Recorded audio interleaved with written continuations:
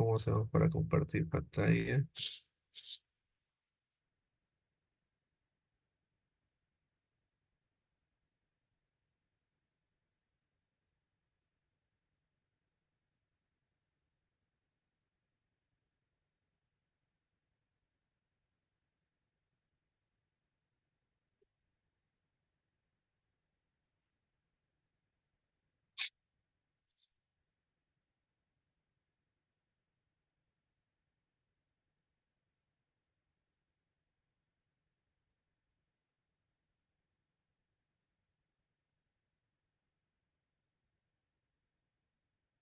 ¿Logran ver la diapositiva?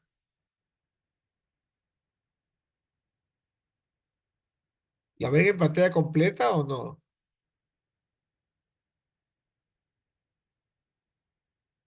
¿Y ahorita tampoco? Ahorita, ya, Ahora sí, doctor, ya se ve en pantalla completa. ya, muy bien. Vamos a hacer este cursillo con la idea, obviamente hay varios conceptos que no van este, a terminar predominando, pero quiero que sepan el principio físico, ¿no es cierto?, del examen y por qué se ven así las imágenes, ¿no? Las utilidades, todo lo que se puede utilizar, de manera que cuando veo un ecocardiograma más o menos tenga noción de qué consiste. Bueno, el ecocardiograma utiliza pues el principio físico del ultrasonido, ¿no? O del sonido. Entonces, ustedes saben que el sonido son ondas producidas por la vibración de un objeto, digamos. Cuando nosotros hablamos, por ejemplo, las cuerdas vocales, ¿no es cierto?, van a vibrar y se va a producir un sonido. Entonces, en este caso, nosotros, como su nombre mismo dice, ecocardiografía, eco. Vamos a utilizar el principio físico del eco. Ustedes saben que el eco, ¿qué cosa es? Es el rebote de las ondas de sonido, ¿no? Entonces, vamos a ver cómo es esto. La producción de las ondas de ultrasonido, o ondas de sonido, ¿no? A una frecuencia que nosotros no vamos a poder oír, ¿no? Se produce estas ondas de ultrasonido porque hay un cristal piezoeléctrico que va a vibrar. ¿Qué cosa es un cristal piezoeléctrico? Un cristal piezoeléctrico es un cristal de determinada configuración que está formado por metal, por iones, ¿no? De tal manera que cuando reciben una señal eléctrica o una corriente eléctrica, este cristal va a vibrar. ¿Por qué va a vibrar? Porque a la hora que llegue la corriente eléctrica, dentro del cristal, las cargas se van a orientar, ¿no? O sea, la aparición de la carga eléctrica, de la carga de los electrones, la carga negativa, va a hacer que haya un movimiento iónico, digamos, dentro del cristal. Y ese movimiento va a producir la vibración. Entonces va a salir de una frecuencia tal que es un ultrasonido. Ese cristal está dentro del traductor o de la probeta, que es lo que sostiene el cardiólogo en la mano. Estas ondas de ultrasonido, ondas ultrasónicas, van a avanzar del traductor, ¿no? O de la probeta, ¿no es cierto?, que tiene el cardiólogo en la mano. Eso está pegado a la piel del paciente y estas ondas de ultrasonido van avanzando de tejido en tejido. Cada vez que pasan de un tejido a otro, una interfase, el ultrasonido va a avanzar, pero atenuado, pero una parte es reflejada o rebotada. Eso va a depender de las diferentes densidades del tejido. Estas ondas reflejadas o rebotadas, o sea, el eco, nuevamente llegan al cristal piezoeléctrico que está en la probeta, en el traductor, en la mano del cardiólogo. Y esas ondas de ultrasonido rebotadas van a producir vibración en el cristal piezoeléctrico. Y ese cristal piezoeléctrico va a mover por la vibración van a moverse los iones que forman parte de este cristal y se va a producir una corriente o una señal eléctrica. Esa señal eléctrica va a llegar, es conducida, digamos, a en lo- eh, a una, procesador que va a transformar esas señales eléctricas en puntos luminosos, que es lo que vamos a ver en la pantalla, ¿no? Antiguamente esto se producía por una especie de rayos catódicos, ¿no? Que ustedes ya no habrán tenido, pero hace muchos años, en la década de los 80, todavía se veía, hasta los 90, todavía veíamos estos televisores botones, o sea que atrás tenían, no eran planos como ahora, ¿no? Ahora los televisores son planos, ¿no? Entonces, antes no eran planos, ¿por qué? Porque necesitaban la formación de imagen era a través de una rayos catódicos, que decir que tenía que los electrones avanzar una cierta distancia y para producir luminiscencia o luz, punto luminoso en una pantalla. Entonces los televisores eran anchos, ¿no? Para la presentación de las imágenes no es a través de rayos catódicos, por eso que nosotros tenemos pues las laptops, los celulares, los televisores son planos, ¿no? Muy bien. Entonces, vemos que el cristal piezoeléctrico es un cristal especial que tiene característica que al recibir señal eléctrica se transforma en una energía vibratoria, en un ultrasonido. Y que al recibir una energía vibratoria, mecánica, un sonido, transforma esto en señal eléctrica. O sea, transforma la energía en ambas direcciones. Electricidad, ondas de sonido en electricidad. El ultrasonido, bueno, se va a propagar dependiendo en qué medio. Ustedes saben que el ultrasonido se transmite mal, digamos, en el aire. El sonido se transmite mal en el aire. Por lo tanto, no nos ayuda mucho la ecografía en pulmones. A no ser que en los pulmones haya, ¿qué cosa? Haya líquido, de la pleural o de edema pulmonar, líneas de Kerley, etc. Entonces, ahí nos va a servir el eco. Si no, si todo es aire, no hay buena propagación, entonces no hay una buena señal.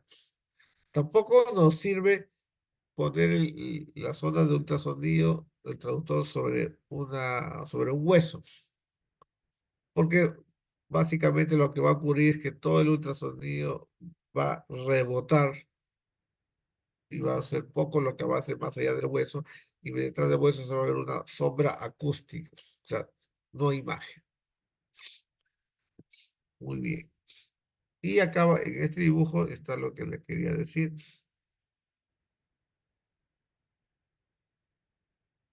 Este es el traductor. Recibe la señal eléctrica, el cristal piezoeléctrico que está dentro vibra, se produce el ultrasonido que va al tejido y cada vez que hay una interfaz de tejido y tejido hay un rebote del eco. Este rebote del eco, ¿no es cierto? Va a hacer vibrar el cristal piezoeléctrico y se va a transformar en una señal eléctrica. Que esto se va a amplificar la señal en un tubo de rayos catódicos como era antes o por hacer las pantallas LED, digamos, ¿no es cierto? Y se va a producir la imagen. Nuevamente, ultrasonido, llega al tejido y rebota y este es el eco del ultrasonido. Si esto está sin movimiento, inmóvil, digamos que la frecuencia del eco, o sea, del rebote, es igual a la frecuencia del ultrasonido.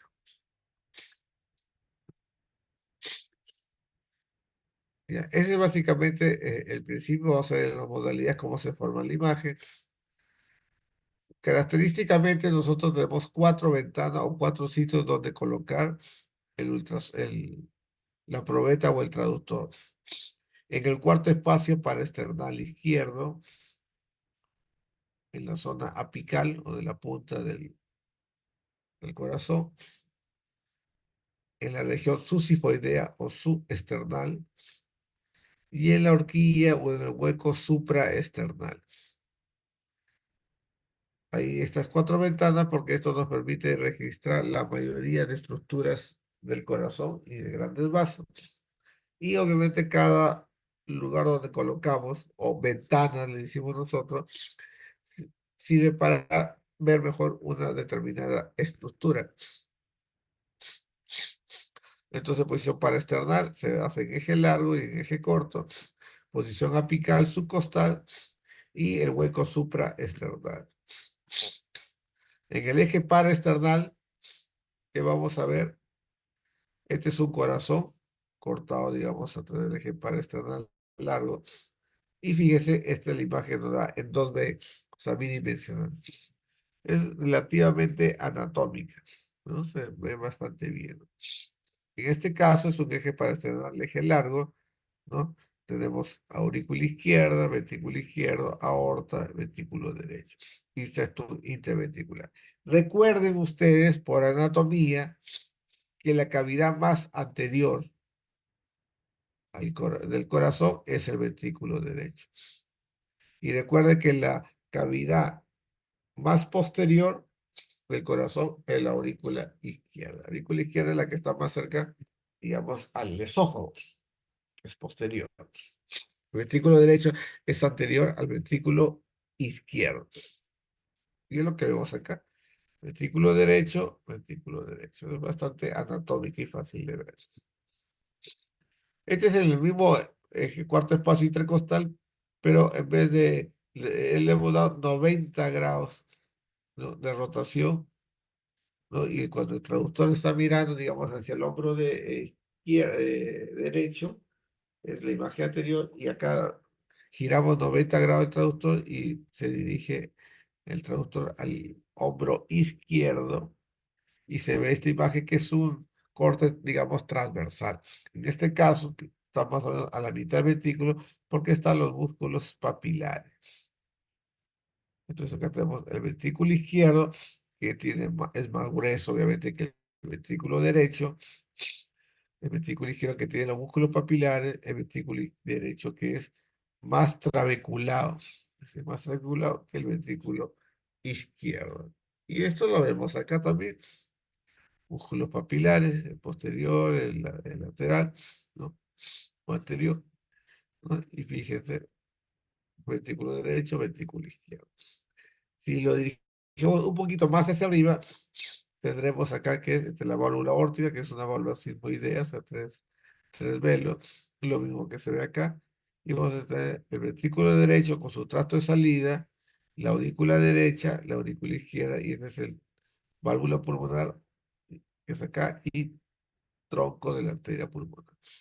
Nuevamente, la cavidad cardíaca que está más anterior, o sea, detrás del externo, mira, sé qué cosa, el ventrículo derecho. Por aquí está la aorta. Y la cavidad más posterior, ¿cuál es? La aurícula izquierda. Este es un eje apical. O sea, lo ponemos más o menos en la punta, ¿no? Línea media clavicular, ¿no es cierto? Usted ya sabe, ¿no? Y nos da una imagen de 4 cámaras.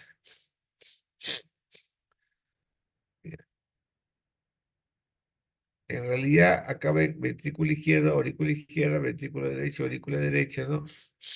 No, generalmente es para que correlacione con qué, ¿no?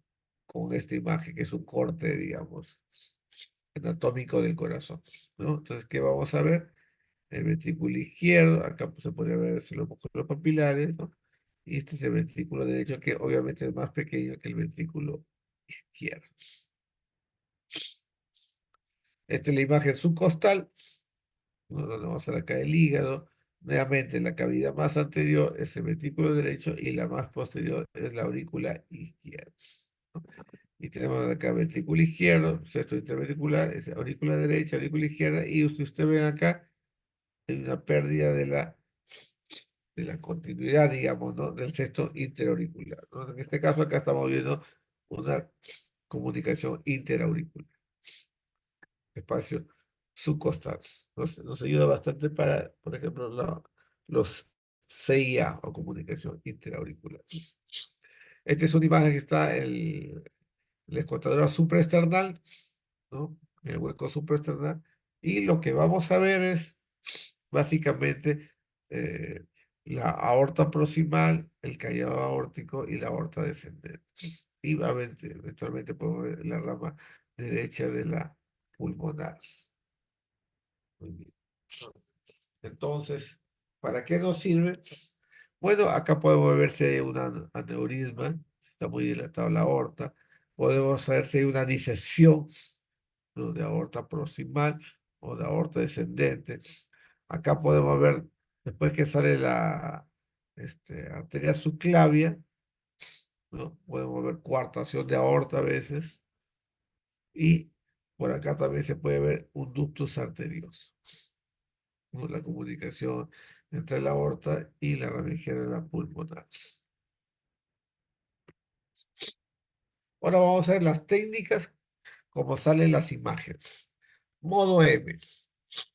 El modo M es el modo inicial. Obviamente acá tiene el traductor, lanza el ultrasonido, se encuentra con este tejido, hay el rebote, ese rebote hace vibrar el traductor y sale en la pantalla un punto. En este caso, este punto, porque rebota este punto. Pero no todo el sonido es rebotado, reflejado en eco, sino también avanza, atenuado, ¿no? Y hasta el otro interfase. Acá se produce otro rebote, ¿cierto? Otro rebote, y acá vibra nuevamente, señal eléctrica, y se produce este punto. Entonces, cuando el ultrasonido avanza de interfase de tejido a tejido, me va a señalar un punto. Y lo pueden ver acá, por ejemplo, esta es la aorta. Si pongo un solo rayo de ultrasonido, miren acá el rayo llega a la pared anterior de la aorta, rebota, ¿no? Y se produce un punto, digamos acá. Sigue avanzando, llega a la pared posterior de la aorta, esto va a rebotar y se va a producir otro punto acá. Igual que acá, A y B. Sin embargo, lo hacemos siempre en tiempo real. O sea, casi en el segundo cero, 1, 2, 3, 4, 5, 6, ¿no? Avanza en el tiempo. Si ustedes se dan cuenta que nos permite el modo M ver distancias, ¿no? En la pantalla yo puedo ver cuánto es la distancia entre A y B, y si A viene a ser el punto de la pared anterior y B viene a ser el punto de la pared posterior, voy a tener, ¿qué cosa? El diámetro de la O.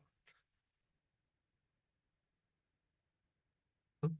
Entonces, es una línea de ultrasonido, de ondas, ¿no? Va a generar puntos, que en el tiempo se transforma en una línea. Este es lo mismo, pero ya en un nivel donde se ven los velos.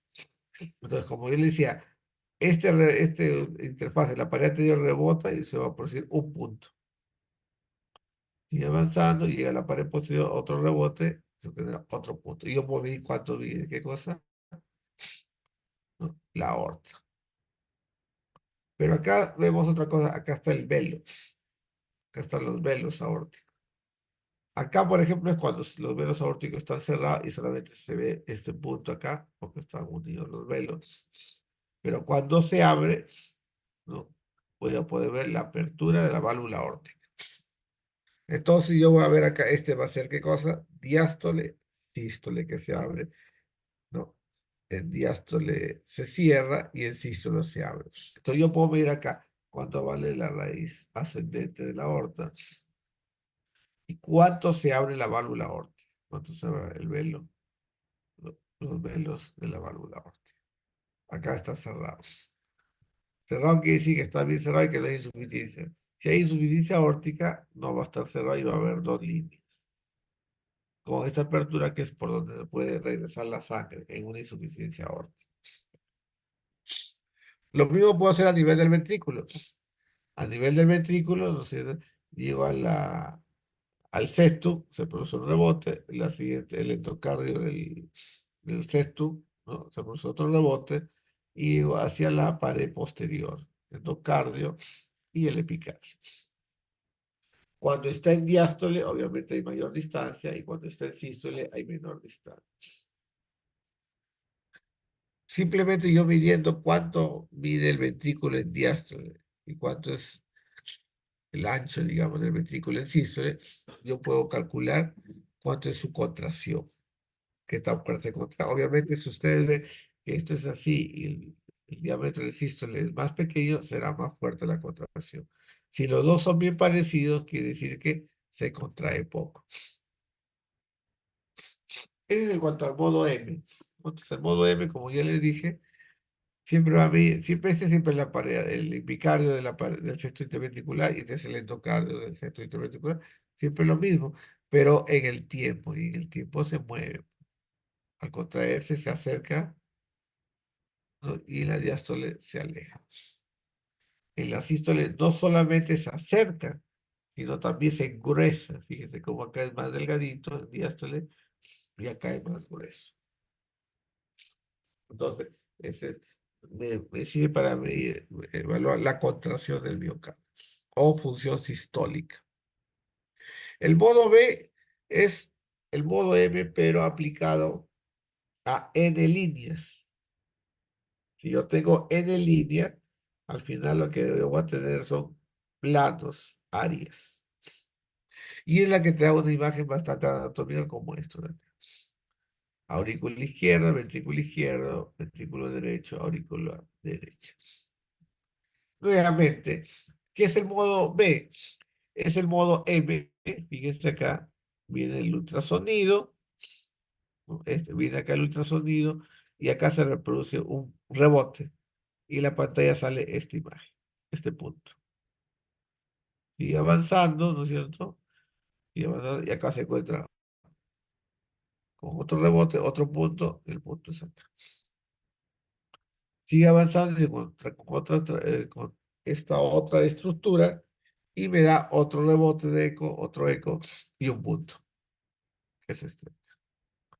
Pero al costado hay otra línea de ultrasonido. Este me da este punto que viene a ser acá, pero acá me da este punto, acá, este punto, este punto, este punto, ¿no? Entonces, si se dan cuenta, el modo M vendría a ser solamente una línea de ultrasonido de puntos, pero el modo B significa toda una sucesión contigua de modos M. De esta manera que, como ven acá, se ha producido una imagen anatómica en dos dimensiones. Ese es el modo B, que es el modo, digamos, más anatómico. Ahora vamos a ver la ecocardiografía Doppler o la técnica Doppler. ¿Qué cosa es la técnica Doppler? El efecto Doppler es un fenómeno que ocurre en la naturaleza y que nosotros siempre lo estamos persiguiendo aunque no nos demos cuenta. ¿Cuál es el efecto Doppler? El efecto Doppler es que si usted está parado y escucha que una ambulancia se está acercando, cada vez va a escuchar más fuerte el sonido de la sirena. Y cuando ya la ambulancia lo pasa y se va alejando, cada vez usted va a escuchar el sonido más bajo hasta que deja de oír. Y entonces, pues usted dirá, como todo el mundo dirá, obviamente, con lo ciertamente siempre va a ser así. Claro, obviamente, si se acerca lo escucho más fuerte y si se aleja lo escucho más despacio. No tiene nada de asombroso ni de maravilloso. Eso lo hemos visto nosotros desde niños hasta viejo. Vamos a ver ese fenómeno. Bueno, ese fenómeno que todo el mundo se daba cuenta y todo eso, pues un señor Doppler, no sé si en el siglo XVIII, creo, no, más antes por ahí, decidió estudiar lo que era obvio. Igual que Isaac Newton, que dice que estaba descansando, sin hacer nada, ¿no es cierto? Y dice que le cayó una manzana Y en vez de agarrarla y comérsela, nada, y dijo, como si nada, dijo, que yo la manzana me la como, dijo, ¿por qué se cae la manzana? Entonces fue a hablar donde su esposa en su casa, dijo, "Oye, mira, la manzana, ¿por qué se cae?" Le dijo, deja de hacer tonterías y ponte a hacer algo por la vida. Newton agarró y hizo algo por la vida y dijo, ¿por qué se caen las cosas? Todo el mundo sabe desde siempre que las cosas se caen al suelo.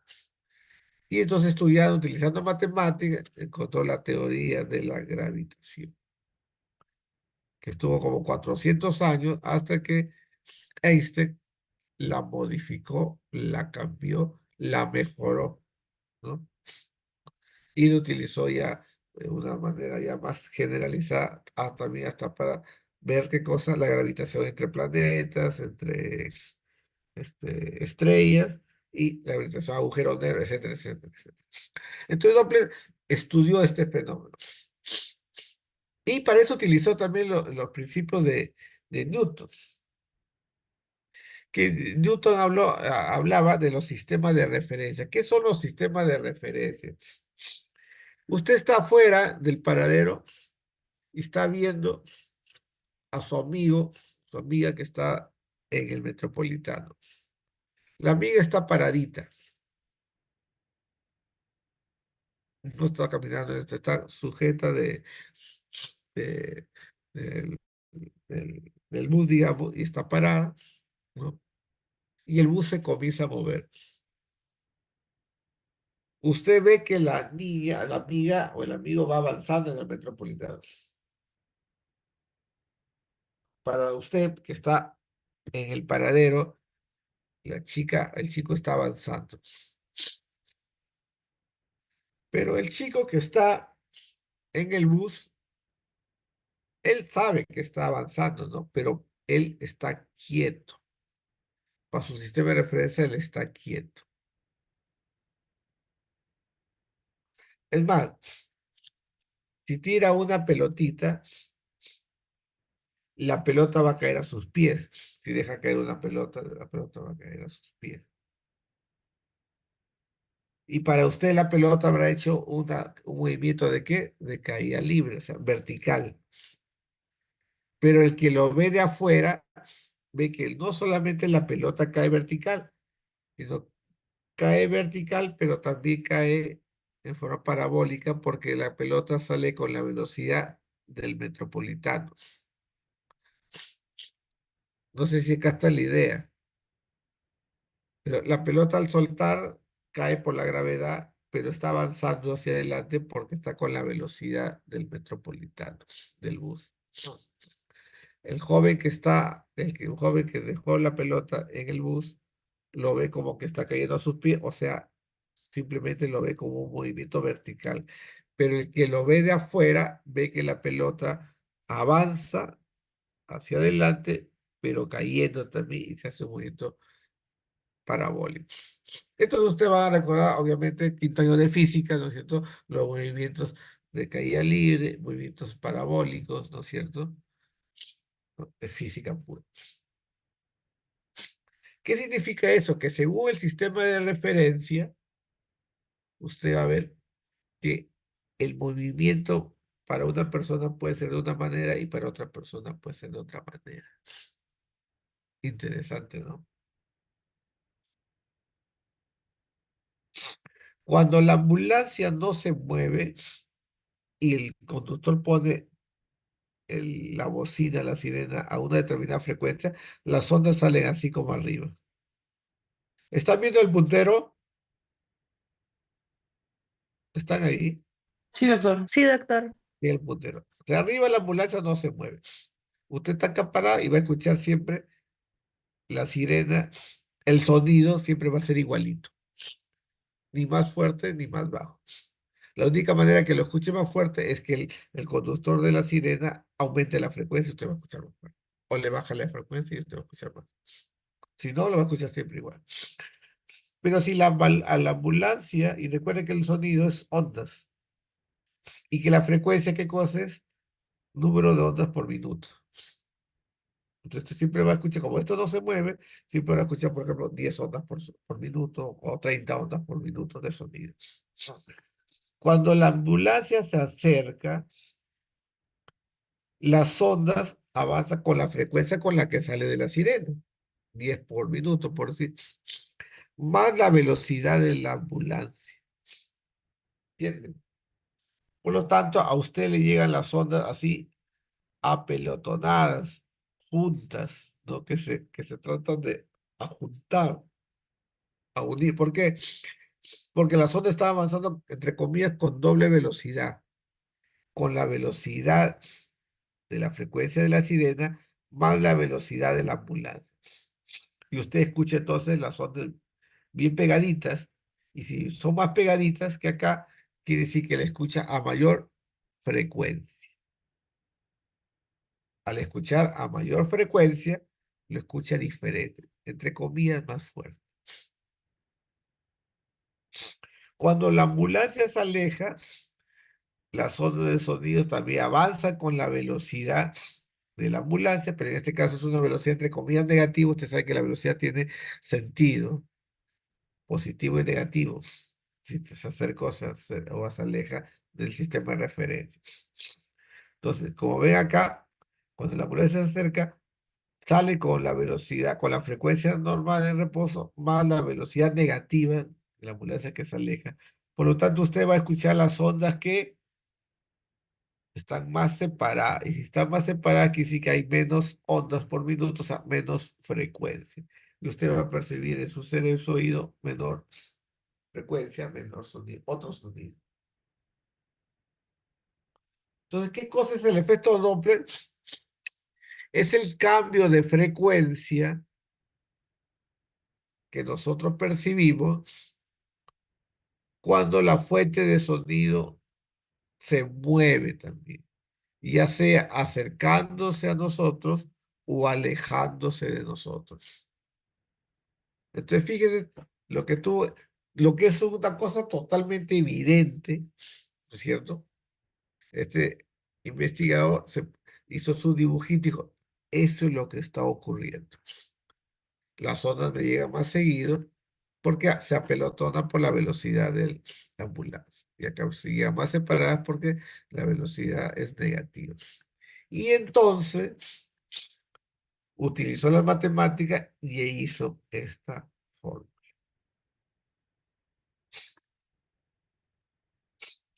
La variación Doppler, o sea, la diferencia de frecuencia, la frecuencia inicial más la frecuencia inicial, viene a ser la frecuencia este, transmitida, ¿no es cierto? O sea, la inicial, ¿no es cierto?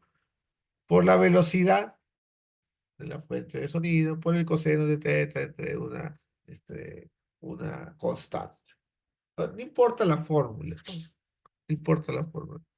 Lo que importa es que, según la velocidad, va a cambiar la frecuencia del sonido. Entonces, como yo le dije al inicio, si yo mando el sonido, ¿no? Que es el sonido FO inicial, a una estructura que no se mueve, en caso de una arteria, por decir, el sonido que se refleja, que se rebota, el eco, llega con la misma frecuencia. Y entonces me va a salir que el efecto Doppler ahí es cero, o sea, no hay efecto Doppler.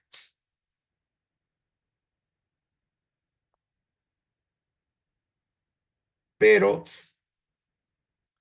si este ultrasonido choca con los glóbulos rojos, por decir, los glóbulos rojos sí van a una velocidad.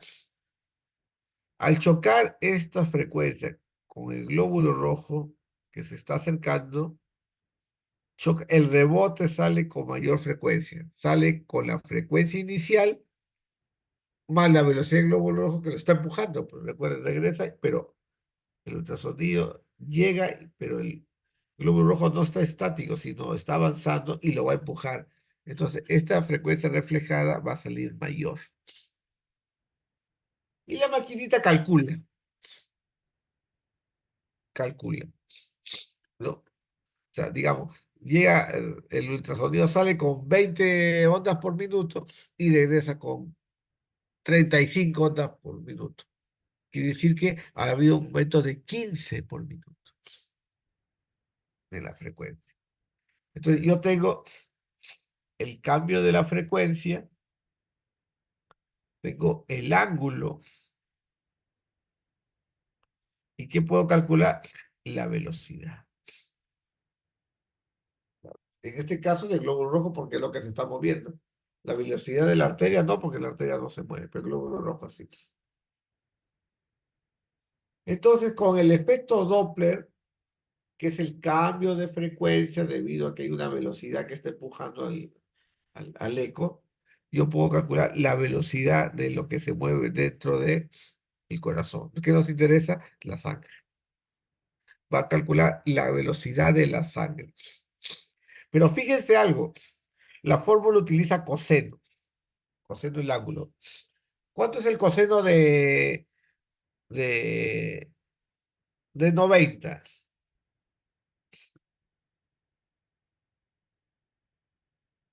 ¿Alguien sabe trigonometría?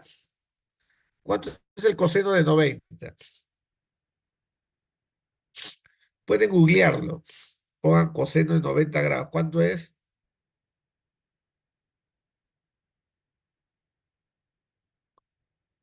¿Alguien puede googlear?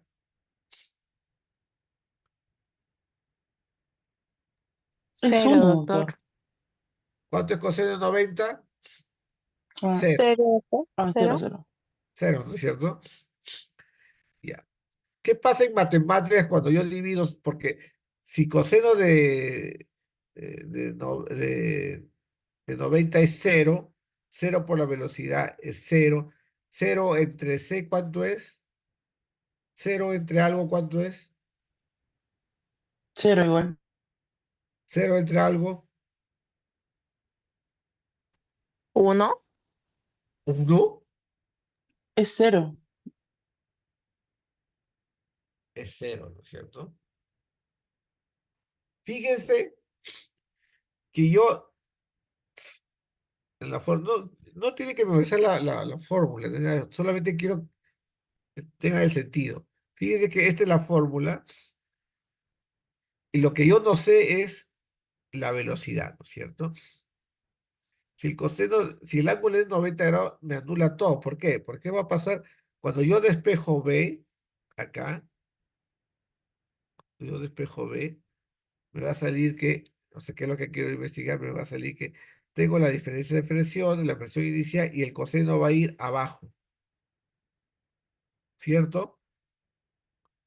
Y esta constante que es de cada tejido va arriba. ¿Y cuánto es cualquier cantidad entre cero?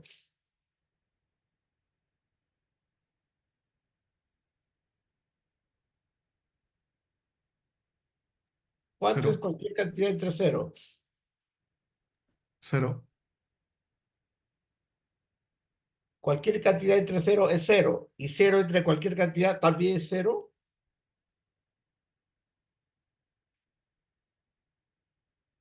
Google, dividir cero entre cualquier número. ¿O qué le dice ChatGPT? No sé cómo le dicen ustedes eso.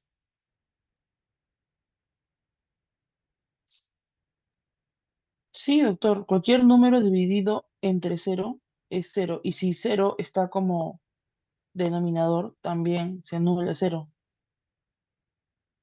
No, es diferente si el cero es numerador o si el cero es denominador. Indefinido. ¿Qué dice su Apple?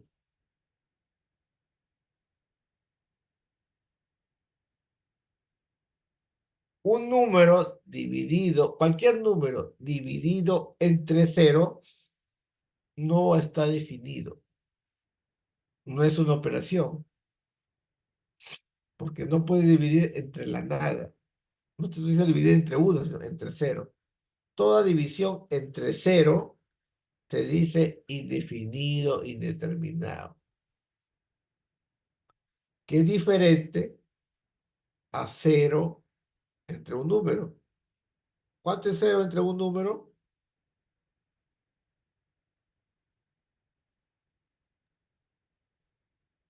cero. Cero. Cero. Porque estás dividiendo la nada entre 5, le toca la nada. Pero no se puede dividir entre la nada. Bueno, eso es matemática, matemática secundaria, pero ni siquiera es de quinto año. Pero no importa, lo que les quiero decir es que si el coseno, el ángulo es 90 grados, esto se hace indeterminado y no puedo calcular velocidad. No, se raya, no se puede. De ahí que ustedes cuando, ya los que van a ser cardiólogos, le van a decir, trata de que tu haz de sonido sea paralelo a lo que estás midiendo. Si yo quiero medir la velocidad de la sangre, tienes que hacer en la medida de lo posible que esto, el rayo venga así, en paralelo. Porque si es en paralelo, ¿cuánto es el ángulo? 0. ¿Y cuánto es coseno de 0? Googleé nuevamente.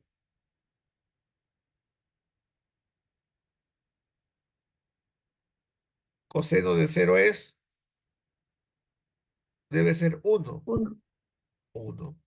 Y si es 1, todo se hace más fácil. Entonces, ahorita va a hacer las imágenes. Entonces, toda esta pachochada matemática, todo sirve para que se den cuenta que como la matemática describe fielmente lo que nosotros después vamos a hacer en el este. Claro, y ustedes después cuando sean residentes o de cardiología o al que les gusta decir, siempre haz que tus rayos de ultrasonido sean paralelos al flujo de sangre. ¿Para qué? Así nomás te dice, "Ay, sale mejor la imagen". ¿Por qué sale mejor? Nunca lo hagas en perpendicular, o sea, nunca lo hagas en 90 grados. ¿Por qué? Porque la imagen sale mal, no sale, sale borroso. ¿Por qué?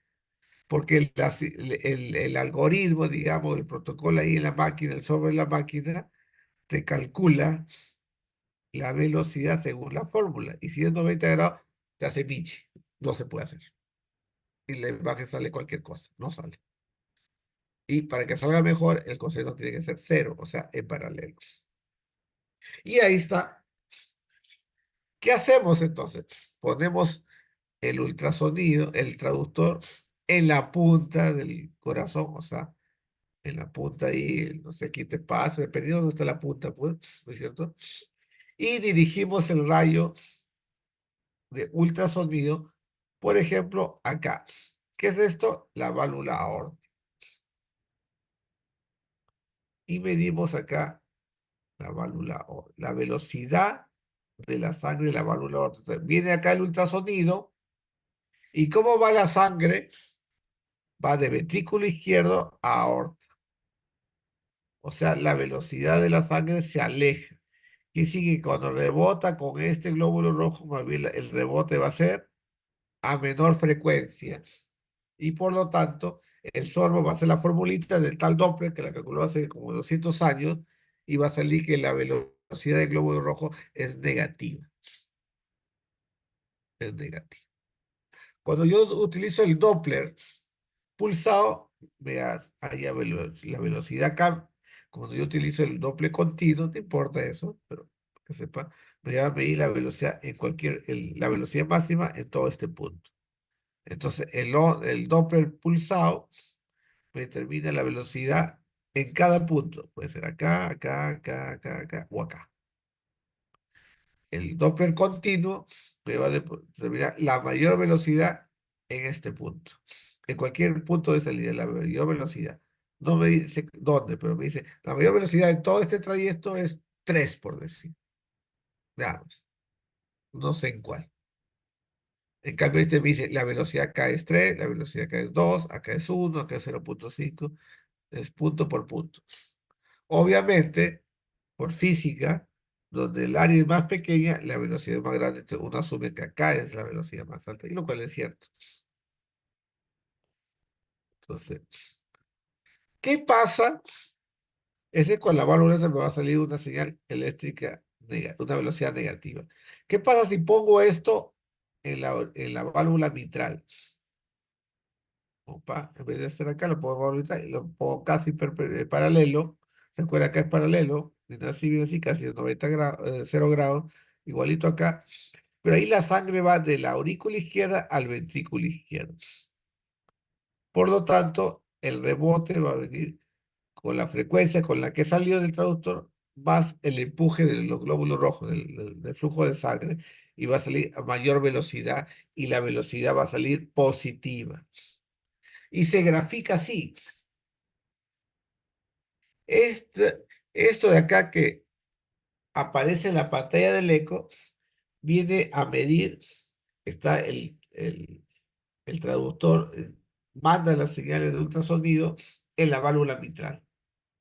Y la válvula mitral, como ya sabemos, permite la entrada de la sangre de la aurícula izquierda al ventrículo izquierdo. Entonces se acerca al traductor, se acerca a la fuente de ultrasonido.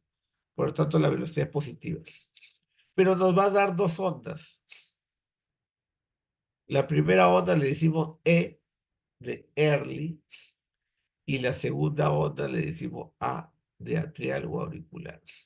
Y entonces vamos a la fisiología, vamos al ciclo cardíaco y decimos, cuando la válvula mitral se abre, la sangre pasa de aurícula a ventrículo, estamos hablando de la diástole. Y la diástole tiene 3 tiempos. Llenado rápido, que es a una alta velocidad, por lo que es rápido. Llenado lento, que es una baja velocidad, que no lo detectan, casi no hay ondas, muy cerca a cero, porque esta es la velocidad cero. Y contracción auricular, donde hay un poquito más de flujo, un poquito más de velocidad. Y eso es lo que vemos entonces. Entonces, nosotros con el Doppler vamos a medir la velocidad del llenado ventricular a través de la válvula mitral o de la tricuspide, si quiero ver el lado derecho. Llenado rápido, llenado lento, que no forma onda porque la velocidad es casi cero, muy lenta, y contracción auricular. Algo más. Si la válvula mitral está bien, se abre bien, es así. Si la válvula mitral está bien cerrada, porque tiene una estenosis, una obstrucción, ¿cómo va a ser la velocidad de la sangre a través de una obstrucción severa? ¿Va a ser mayor o menor? ¿Qué opina? Va a ser mayor. Usted agarre, vea, imagínense una sequía, lo que hay en los parques. Antes había más acequias, pero ya casi no hay nada, no hay parques casi. Bueno, una sequía es un pequeño canal donde avanza el agua, y si usted comienza a poner piedras y comienza a disminuir la luz de ese canalcito, el agua va a entrar por ese hueco, pero a mayor velocidad. O imagínense los pongos de los ríos. Los ríos nacen en la sierra y cuando van a ir a la selva, cortan la cordillera y se producen los pongos, ¿no? Pongo de Maseriche, pongo de Retema, tanta geografía de quinto grado de primaria, ¿no? Y cuando está en la cordillera, que está en el pongo, que está cortada la cordillera, el río es bastante turbulento, mucha velocidad. Entonces vamos a ver que la velocidad va a aumentar. Entonces, cada vez que hay una obstrucción en la válvula mitral, la válvula aórtica, las velocidades van a aumentar. Bueno, ese es onda pulsada, dos continuos, el doble solamente para decirle, una determina la velocidad de cada flujo de sangre en cada lugar, y el continuo te determina la mayor velocidad. Esta es una imagen de un Doppler en la válvula aórtica. Fíjese en la válvula aórtica, para recordar, más bien la sangre se aleja y la velocidad de rebote es menor, ¿cierto? La frecuencia es menor. Por lo tanto, el flujo aórtico, que es de ventrícula a aorta, es negativo. Este es de velocidad cero, velocidad positiva y velocidad negativa. Yo pongo el traductor en la válvula aórtica y está bien que me salga así negativo. Lo que está mal es que sea una velocidad de 5 metros por segundo. 5 metros por segundo. Es demasiado. La velocidad de una válvula aórtica que está bien abierta es de 1, máximo 2, y esto es. ¿Por qué me sale hasta 5? Fíjense, hasta 5. Porque está obstruida. No hay más.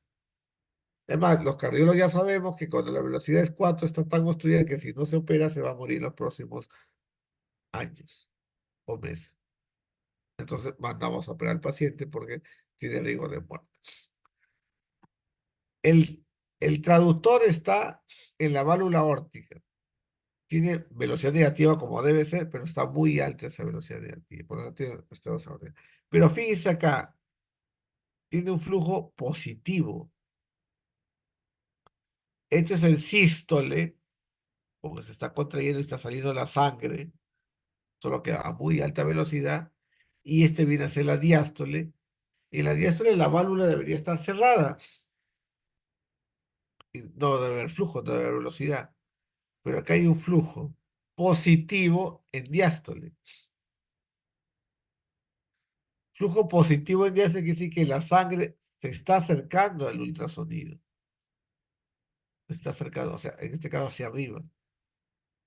Quiere decir que la sangre está yendo de la aorta al ventrículo izquierdo. Eso no es posible en condiciones normales, pero si tienes una insuficiencia aórtica, sí. Por lo tanto, este es un ejemplo de un paciente que tiene estenosis aórtica severa, porque la velocidad llega a 5, e insuficiencia aórtica, porque hay flujos donde no debería haber flujo. La válvula debe estar cerrada y no debería pasar nada de sangre. Si detecta un flujo es porque hay un hueco, la válvula no cierra bien, etcétera, etcétera. Entonces, como decía, las velocidades no en aorta, las velocidades son 1.7, 1.8, jamás a 5. Bueno, después avanzamos rápido con cada válvula, ya porque ya entendieron cómo es, porque salen las figuritas así, los dibujos así. ¿Qué más? Ese es el efecto Doppler.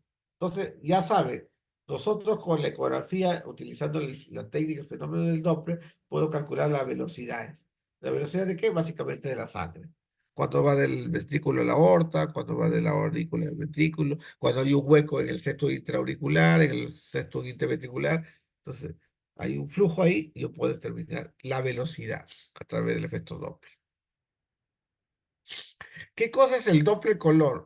El doble color es una combinación de la ecografía bidimensional, pero con el efecto Doppler.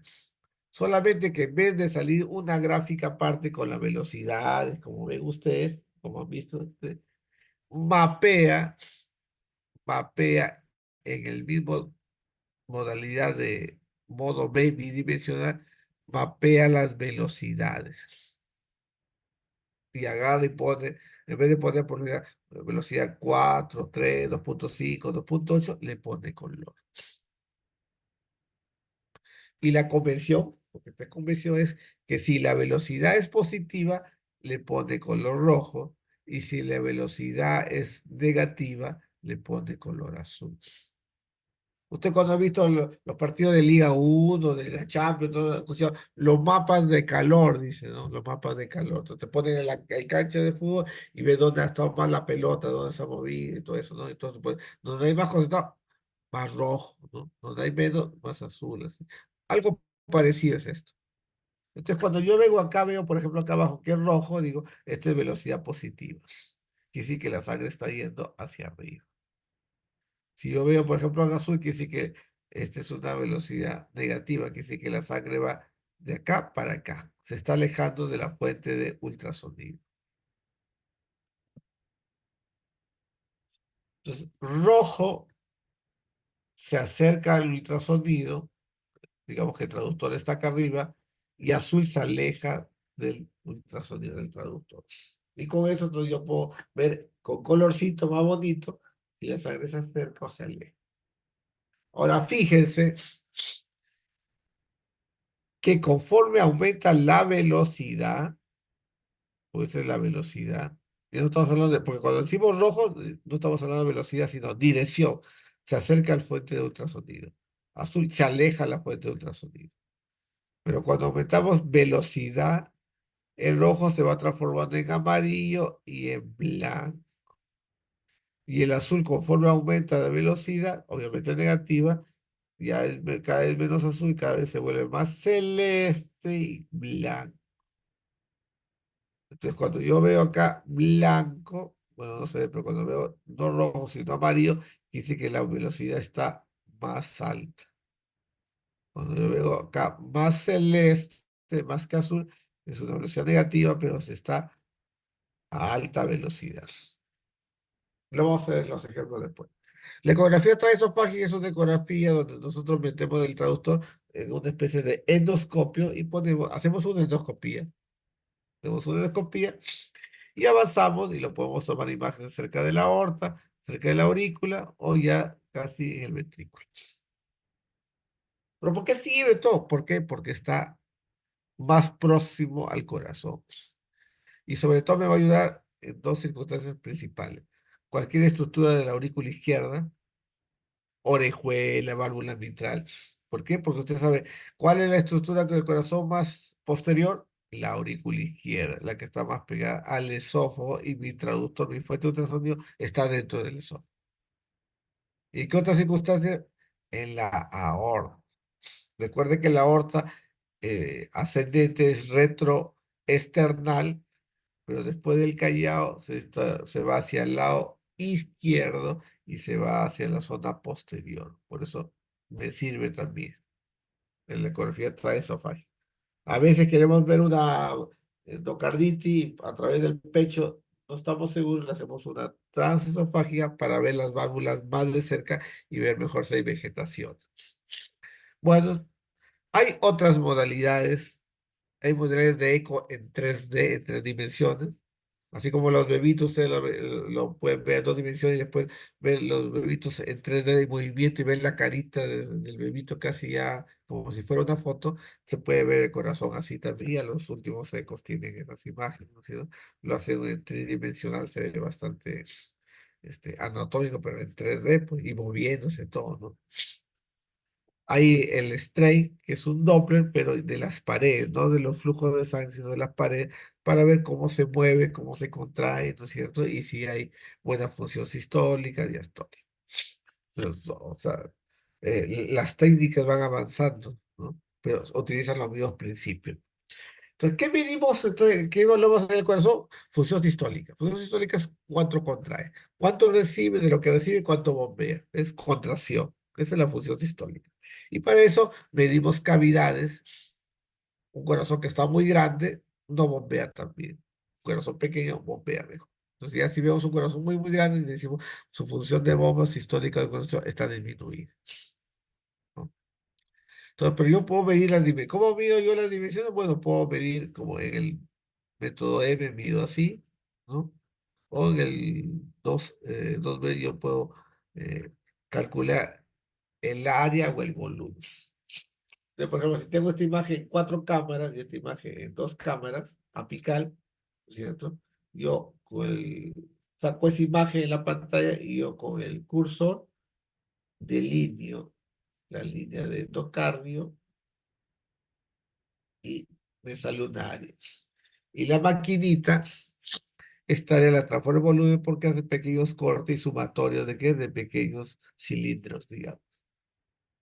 Esto lo hago en una dimensión, en otra dimensión, y la máquina me saca el volumen del ventrículo izquierdo, ¿no?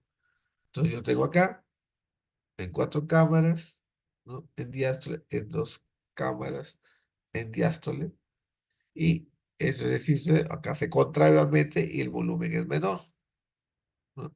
Obviamente, mientras más diferencia hay entre la diástole y la sístole, dice que el corazón bombea mejor.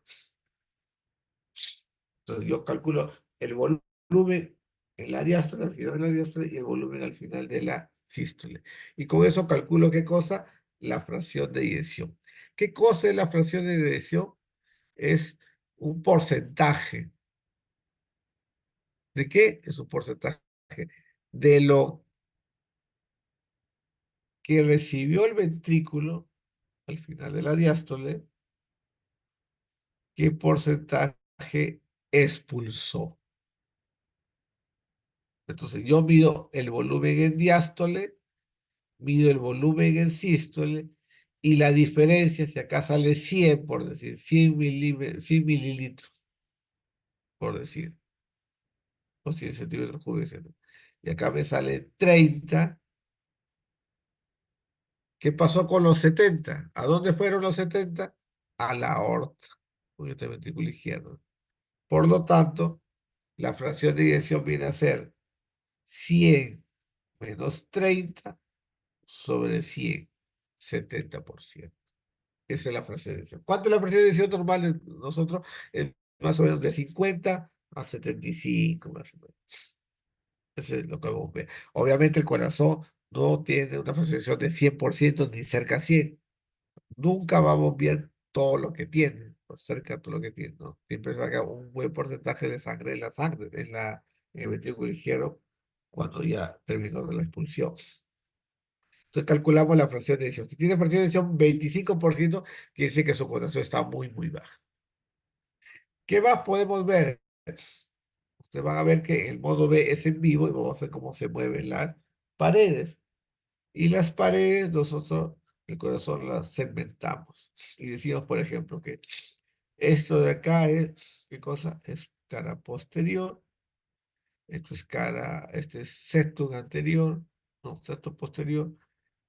Sexto anterior, digo. Este es sexto posterior. Esto es cara lateral. ¿Cierto? Esto es cara inferior, cara septal, cara lateral, ¿no? Y dividimos por segmento. Entonces podemos ver, si un paciente tiene un infarto, podemos ver que esto contrae, pero esto no. Y decimos, aquinesia, no se mueve toda esta zona, pues, no, posiblemente tuvo un gran infarto de esta zona. ¿Qué cosa? El septum anterior. Se evaluamos motilidad segmentaria. Nosotros vamos a hacer la próxima semana o la siguiente todavía, vamos a hacer las pruebas evocadoras de isquemia. ¿Cuáles son? La prueba de esfuerzo, el test de perfusión y la ecografía de estrés farmacológico. ¿Qué cosa es la ecografía de estrés? La ecografía es una técnica que trata de evocar isquemia, trata de producir que el paciente tenga angina y una prueba objetiva de qué está pasando, que hay mala circulación. El paciente echa, yo le doy una sustancia para que el corazón contraiga rápido. O al paciente le hago una prueba de esfuerzo para cada ejercicio. La cuestión es que al hacer el ejercicio el corazón contraerse rápido o al darle dobutamina y contraerse rápido, las zonas que tienen ya arterias con cierta obstrucción, al esfuerzo, a la demanda que requiere por el ejercicio o la aceleración con la dobutamina, esa zona va a recibir menos sangre. Las que están con arterias obstruidas. Y al recibir menos sangre, esas zonas se van a mover menos y va a haber hipoquinesia, por decir. Entonces, se da cuenta, uy, la cara inferior, cuando ya le aumentó la frecuencia de los latidos, dejó de moverse, o sea, comenzó a mover muy lento. Ah, ya. Dice que hay una arteria que es la que irriga esa zona, que está con una obstrucción importante. Es una prueba de bocado de isquemia. El paciente está echadito, pero el corazón está acelerado, el paciente puede tener dolor de pecho, y el ecografista ve la representación de esa isquemia en un movimiento menos contracción, menos vigoroso. Entonces, la ecografía de estrés. En la prueba de esfuerzo lo que vemos es el electrocardiograma. El paciente que comienza a hacer mucho ejercicio, comienza a tener angina y en el electro se ve infra del nivel del ST. Pero en la ecografía de estrés vemos la imagen, el movimiento. ¿No? Y nosotros damos la butamina y obviamente igual que la prueba de esfuerzo, sigue el 85% de frecuencia cardíaca máxima, ¿no? Y obviamente si hay mala circulación, el paciente va a tener hipoquinesia. Entonces se va a ver más lento, más débil, ¿no? Entonces, que cuando nosotros tengamos una enfermedad coronaria crónica, evaluamos siempre los factores de riesgo cardiovascular, como vemos, si hipertensión, si tuvo un infarto, si es diabético, si fumador, colesterol, etcétera, hipertenso, etcétera. Vemos el electrobasal, si ya tiene huella de infarto o no, y ahí vemos una prueba evocadora de isquemia. Si tiene criterios de alto riesgo, este coronario crónico va a cateterismo. Si no tiene criterio de alto riesgo, este coronario crónico no va a cateterismo. La mayoría de pacientes coronarios crónicos no van a cateterismo. La mayoría de enfermos coronarios agudos, o sea, infarto o angina estable, van a cateterismo. Bueno, esta es la función diastólica. Yo les dije, hay un llenado rápido con alta velocidad, un llenado lento que casi no se ve la onda y una contracción auricular donde hay una velocidad que es menor.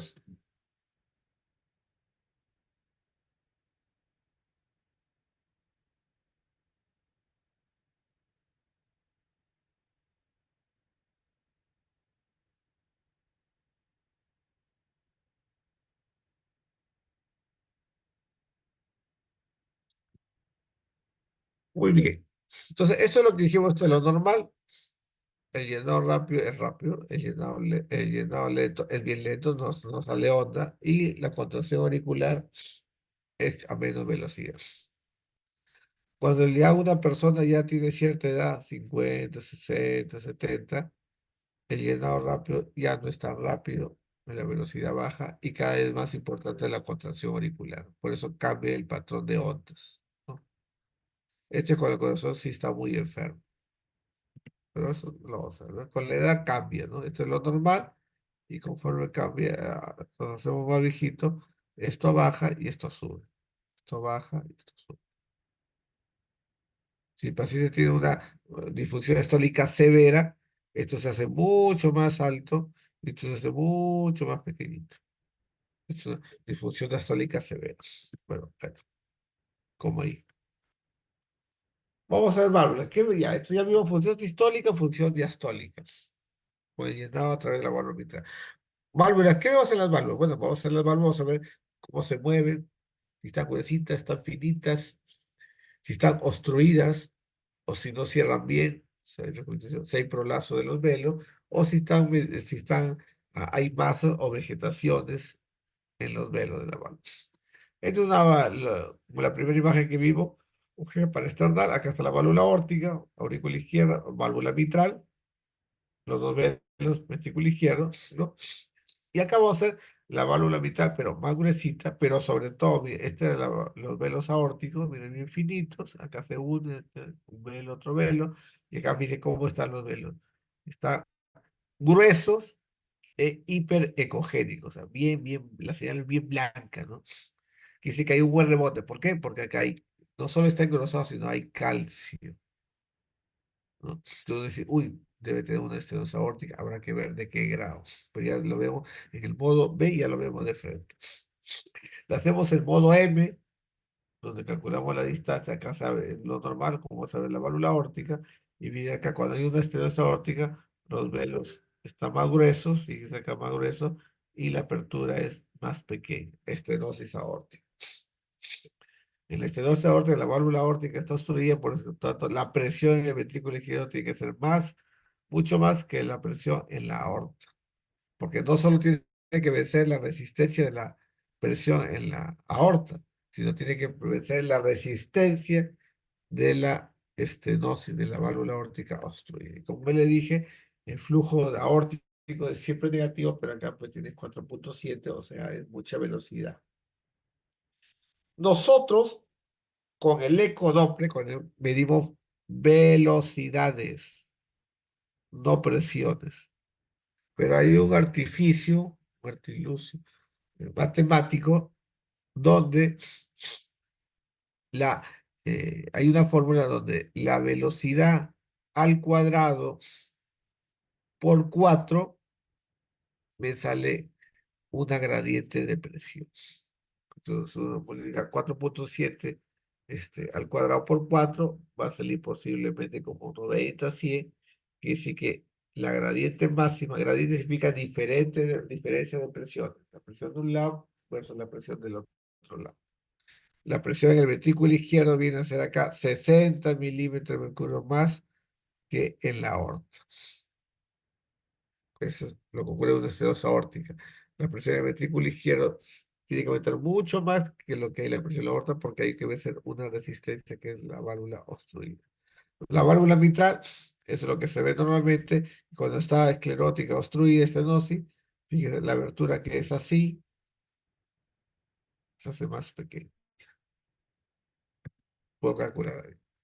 El Doppler, el modo M, disculpe, el modo M de la válvula mitral es así. Tiene dos fases. El velo anterior al inicio se abre bastante, hay una buena apertura.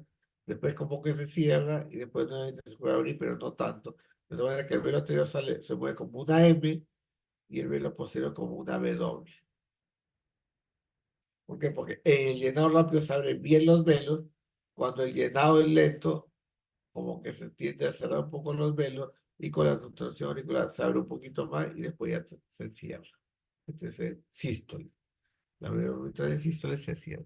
Cuando la pica y segunda estenosis mitral están pegados los velos y no hay esa separación. Todo el rato está con esa pequeña abertura.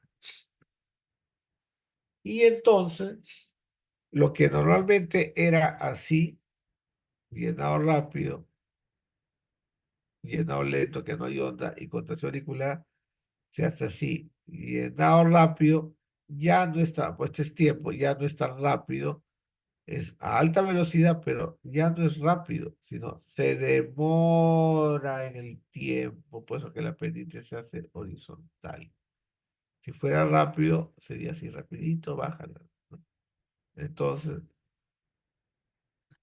ahí nomás bien decimos, este tiene una obstrucción de la válvula mitral porque el llenado rápido ya no es rápido, sino más bien es lento. Entonces, calculando cuánto se demora, en este caso 570 milisegundos, yo puedo calcular el área. Eso es por fórmula. En la insuficiencia aórtica también vamos a calcular insuficiencia aórtica, recuerden, hay un flujo de sangre que en la diástole pasa del ventrículo izquierdo a la aorta, de la aorta al ventrículo izquierdo. Por lo tanto, la presión, este es cuando es severo, la presión en la aorta, cuando baja bastante sangre al ventrículo izquierdo, baja, disminuye a 50, 40, 30, y la sangre que va en diástole al ventrículo izquierdo, la presión diastólica al ventrículo izquierdo ya no es 7, 10, sino sube a 20, 25. Entonces, en una insuficiencia aórtica severa, la presión diastólica en la aorta disminuye y la presión diastólica en el ventrículo aumenta. Entonces, fíjense, este es cuando es leve, ¿cierto? Cuando es leve es así, o cuando es normal también, la presión diastólica es 10 y la presión pulmonar en la aorta es 70. Fíjense cómo cuando la cosa es leve, el insuficiencia es leve, hay esta distancia, y cuando es severa, la distancia se acorta. Y es lo que vemos en una insuficiencia aórtica, dijimos que es un flujo positivo porque va de la aorta al ventrículo izquierdo y se acerca al ultrasonido. Cuando ven así un trapecio así, pues este es un trapecio, es leve, pero cuando ven un trapecio así, o sea, con una pendiente más baja, más rápida, la insuficiencia aórtica es severa.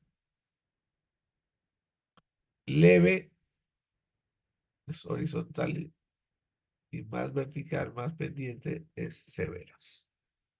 Y nosotros nos damos cuenta. Este es un Doppler color, el mapa de calor que dice, hay un flujo que va hacia el traductor, o sea, de aurícula izquierda a ventrículo izquierdo. Ese flujo es normal. La sangre va de aurícula izquierda a ventrículo izquierdo. Pero hay un flujo azul, que dice que hay sangre que va del ventrículo izquierdo a la aurícula izquierda. Eso no es normal. La sangre nunca debe ir del ventrículo izquierdo a la aurícula. La única manera que la sangre vaya del ventrículo izquierdo a la aurícula izquierda significa que la válvula mitral no está bien cerrada, insuficiencia mitral. Cuando la insuficiencia mitral es leve, es menos sangre, es azul porque se escapa del ultrasonido, ¿no? Menos sangre, pero es más o menos azul, algunas cositas blancas. Cuando es severo, fíjese, es azul, pero ya es un azul que ya celeste, ya blanco hacia amarillo, ¿no? Alta velocidad, porque es severo. Y se nota el flujo más grande. Y obviamente el flujo de insuficiencia mitral es azul, o sea, en velocidad negativa se va a ver así. Insuficiencia mitral es negativo, se va a ver hacia abajo. La insuficiencia tricuspide es lo mismo, pues. Acá usted lo ve en la imagen, acá hay poquito, es leve. Cuando lo ve así, es tremendo chorro que va hacia abajo porque es azul, ¿no? Con áreas blancas, amarillas, que es muy severo, ¿no? El flujo es negativo, ¿no? Insuficiencia tricuspide. Muy bien. Eso en cuanto para evaluar las válvulas, después vamos a ver las vegetaciones en las válvulas. Y esto ya cuando, ¿cómo utilizar la ecografía cuando uno tiene dolor de pecho? ¿No? Si hay dolor de pecho, es un infarto, hay una arteria que está obstruida y hay una zona del corazón que no se va a mover o se va a mover muy poco. Entonces, para hacer el diagnóstico de infarto no necesitamos eco. Necesitamos solamente clínica, electro y troponina, o enzimas cardíacas. Pero si quedara la duda, a veces hemos hecho una ecografía para ver si es un infarto. También un infarto nos va a ayudar a ver cuánto está la contracción, qué tan débil aquí está el corazón durante este infarto, o sea, hay una complicación mecánica, si el corazón se ha roto, si la válvula mitral se ha roto, o si la pared que divide el ventrículo derecho del ventrículo izquierdo se ha roto. O sea, descartar complicaciones mecánicas. Endocarditis, la infección de los velos de las válvulas. Entonces acá tenemos la válvula pulmonar y esta ni se ve bien. ¿Por qué? Porque está llena de masas. Una endocarditis de la válvula pulmonar. Esta es la válvula aórtica en un transesofágico. Fíjense que la válvula aórtica es así, tiene esta masota. Y este es el septo interventricular, ventrículo izquierdo, ventrículo derecho. Y fíjense cómo se forma en esta pared una especie de hueco. Este es un acceso, fíjense, un acceso, esto es pus al final, dentro de la pared, dentro del septo interventricular. Es una endocarditis de la válvula aórtica, pero cuya infección se extendió ya a la pared. Entonces, ¿qué vamos a hacer nosotros? Vamos a hacer las vegetaciones. La vegetación es un criterio importante, mayor de diagnóstico de endocarditis, ¿no es cierto? Y vamos a ver si esa válvula está obstruida, que es muy raro con endocarditis obstruida la válvula, pero sí podemos ver que hay una insuficiencia valvular, ¿no? Porque la válvula es carcomida, ¿no? Por el bicho, la bacteria, ¿no? Y entonces le va a hacer un hueco, le va a romper las tendinias, no, etcétera, etcétera. Entonces, no va a cerrar bien ese velo, esa válvula. Entonces voy a ver insuficiencia valvular aguda, mitral, aórtica, tricopía, cualquiera de ellas, ¿no? Después va a ver si hay un acceso, como he visto, ¿no es cierto? Si hay una fístula, etcétera, etcétera. Y ya para terminar, también con el ecocardiograma evaluamos, ¿qué cosa?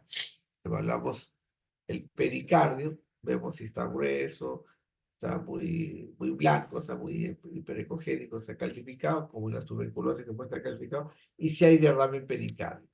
Entonces ya hemos visto que en el eco evaluamos el músculo, la función del músculo, cómo se relaja todo, evaluamos el miocardio, evaluamos el endocardio con las válvulas saben que es endocardio, podemos evaluar muy bien las válvulas, y ahora vamos a evaluar el pericardio y el espacio pericardio. Fíjese acá, este es el ventrículo derecho, el septo interventricular, ventrículo izquierdo, aorta auricular izquierda. Y fíjense que hay cosas, un espacio ahí, ¿no? ¿Qué cosa hay acá? Acá hay líquido. Acá hay líquido. Y fíjense acá cómo el líquido es amplio, ¿no es cierto? Por fuera del corazón, cómo se está aplastando el ventrículo derecho. El ventrículo derecho se está aplastando. Entonces, lo que nosotros vamos a ver el pericardio cómo está y si hay líquido en el espacio pericárdico y si ese líquido que está en el espacio pericárdico genera tanta presión que va a comprimir las cavidades cardíacas. ¿Qué cavidades cardíacas va a comprimir? La del izquierdo es muy difícil, porque usted sabe que las presiones en el ventrículo izquierdo llegan hasta 110, 120. En cambio, en el ventrículo derecho las presiones llegan a 25, 30 más. Entonces, acá hay bastante agua, sangre, pus, etcétera, y comienza a llenarse rápido, o hay bastante cantidad, la presión va a aumentar acá. Y si la presión en este espacio, producto de esta sangre, líquido, pus, etcétera, es más de 20, 25 milímetros de mercurio, va a comprimir el ventrículo derecho. Va a comprimir el ventrículo derecho. Dice acá, en 4 cámaras, todo esto es líquido, todo esto es líquido, todo esto es líquido, ¿no? Todo esto es líquido y fíjense cómo este líquido, que acá hay presión, comienza a comprimir, a aplastar el ventrículo derecho. Primero se colapsa en la aurícula derecha y después el ventrículo derecho. Y esto es el líquido que hay. ¿Por qué no se encuentra el ventrículo izquierdo? Porque el ventrículo izquierdo tiene más presiones. Antes que se contraiga el ventrículo izquierdo, ya el ventrículo derecho está totalmente colapsado, aplastado, y si no le llega sangre al ventrículo derecho y al aurícula derecha porque están aplastados, pues no le llega sangre al ventrículo izquierdo y por lo tanto no va a haber circulación sanguínea y el paciente se muere. Eso se llama taponamiento cardíaco. taponamiento cardíaco. Entonces, acá todavía son signos iniciales porque solamente es la aurícula derecha, pero acá ya el ventrículo derecho se cierra, no hay forma como le llegue sangre al ventrículo derecho y por lo tanto no hay forma como le llegue sangre al ventrículo izquierdo y el paciente fallece en poco tiempo. Fíjese acá, líquido en el espacio pericárdico y fíjese cómo el ventrículo derecho está acá medio comprimido y fíjese la aurícula derecha está bien comprimida. Igual acá espacio pericardio, miren la compresión que hace la sangre, el líquido, etcétera, que está en el espacio pericardio, aplastando al ventrículo derecho. Aplastando al ventrículo derecho, aurícula derecha. Y a veces, como un paciente tiene un infarto, se rompe la pared libre y la sangre sale del espacio pericárdico, sale 50, 70, 100 centímetros cúbicos y eso es suficiente para aplastar la cavidad derecha y producir el taponamiento cardíaco. El paciente te puede morir en pocos minutos. Entonces, uno de emergencia, hacemos eso, metemos una aguja por debajo del espacio del hipófisis sifoides, ¿no? Sino del externo, y metamos el espacio pericárdico con la aguja, dirección al hombro, y sacaba, en este caso, sangre, porque es el ventrículo que se ha roto por el infarto que tuvo, ¿no? Entonces, ¿cuánto hay que sacar? Con 100, si hay 100 centímetros, con que dejemos 50 es suficiente, deja de taponearse. Pero esa no es la solución definitiva, eso está evitando la muerte. La solución definitiva, el paciente tiene que entrar a la operación y el cirujano tiene que corregir, suturar, poner un parche, tapar el hueco que se ha roto el corazón. Fíjese acá, peso pericárdico, acá hay el agua, digamos, y fíjese cómo la aurícula derecha está totalmente aplastada y después el siguiente en aplastarse va a ser el ventrículo derecho, pero cuando yo le quito 700 centímetros, ¿qué va a pasar? Ya la aurícula derecha ya no va a estar colapsada y el ventrículo derecho tampoco se colapsa y le vamos a salvar la vida al paciente. ¿Por qué pongo esto? Estos son los llenados este, ventriculares, ya sea derecho, izquierdo, ¿no? Pero acá esto viene a ser la presión en la aorta. Cuando yo tengo taponamiento cardíaco, la presión en la aorta no va a ser continua, va a depender de la inspiración, expiración, inspiración, expiración. Entonces, cuando uno inspira, toma aire, el paciente se va a hipotensar más, y cuando expira, o sea, bota el aire, la presión se va a recuperar un poquito, entonces va a haber este ciclo, sube y baja según la inspiración. Eso es cuando hay taponamiento, ¿no? Igual que se ve acá. Eso no es la válvula aórtica, no es la presión arterial, sino este es el Doppler, ¿no? ¿El Doppler de qué? De la válvula mitral, por decir, ¿no? Y fíjate cómo hay esa variación extrema. Sube, baja, taponamiento cardíaco. Esta es la aorta, eh, baja, sube, baja, sube, baja, sube. Normalmente debe ser parejita, así, como acá, más o menos todas parejitas. Acá como ven, hay subida, bajada, subida, bajada, subida. Muy bien. También podemos ver pericarditis constrictiva. Ahí la pericarditis constrictiva. Entonces, ¿qué cosa es el taponamiento? Es una disfunción diastólica. El ventrículo derecho no se puede llenar. ¿Por qué? Porque esto está comprimido por la presión que hay en ese espacio pericárdico lleno de líquido. La cosa es que la constricción es el pericardio, que está bien grueso, bien calcificado, ¿no? Así, esclerótico, digamos, no deja de relajarse bien, ¿no? Porque es como una coraza, ¿no? Coraza de calcio en el corazón. Entonces, es un tipo de difusión diastólica. Muy bien.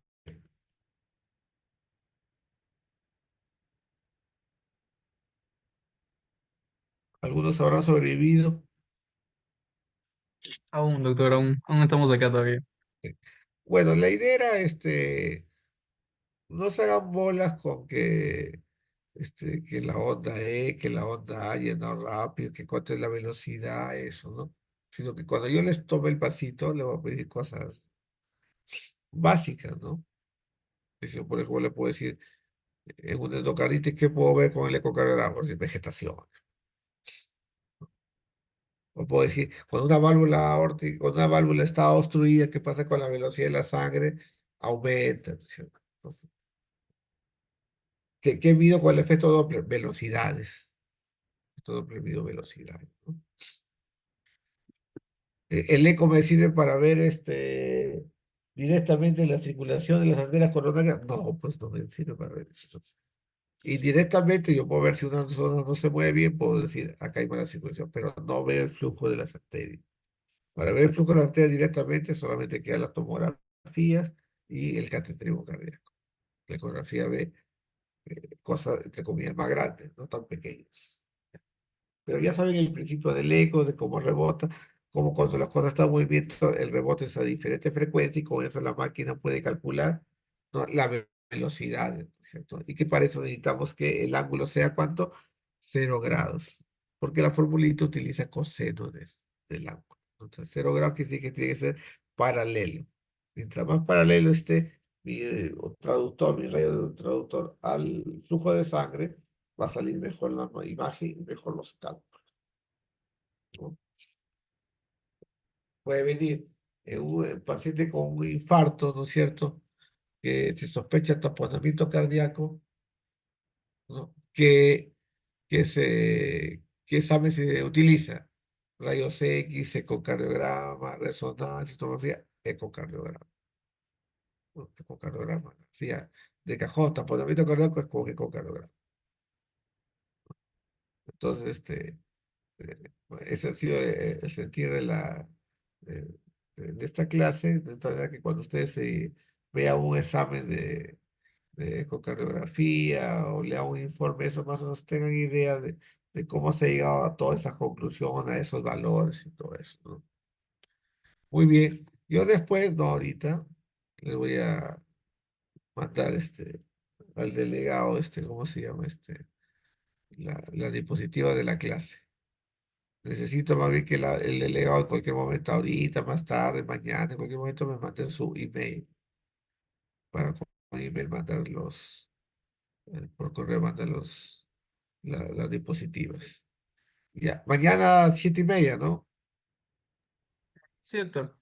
Ya, mañana los alumnos que fueron 2 o 3 que presentaron, digamos, sin imágenes, mañana van a presentar, entre comillas, mañana van a estar y van a poner las diapositivas. Nada más. Y yo voy a decir 2 cosas puntuales, avanzamos y avanzamos, avanzamos, ¿ya? Pero sí van a presentar, van a poner sus diapositivas, ¿ya?